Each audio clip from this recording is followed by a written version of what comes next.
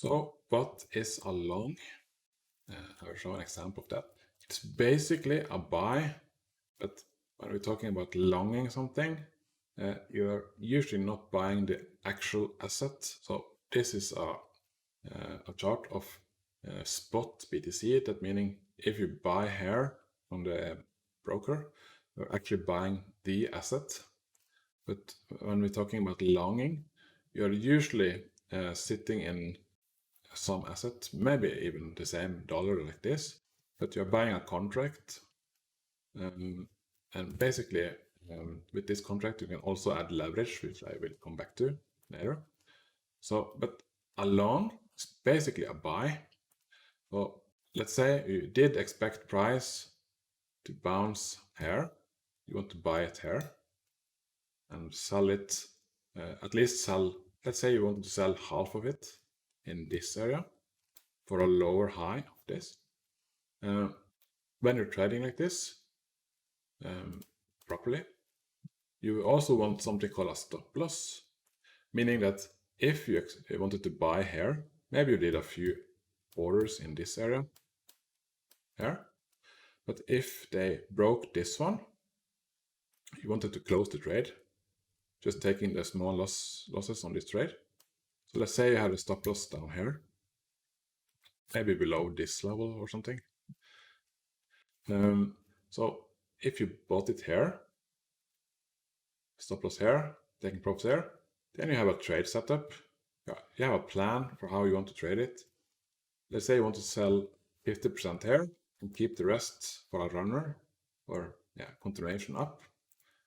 So in this area, you're basically $700, $600 higher than the area you bought. And your stop loss is $200 below. So pretty much have a 3-to-1 risk reward, meaning that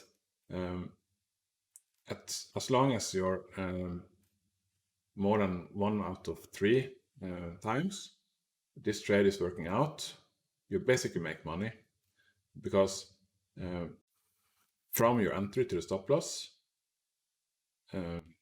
is 1/3 of the price movement than from entry to the profit target.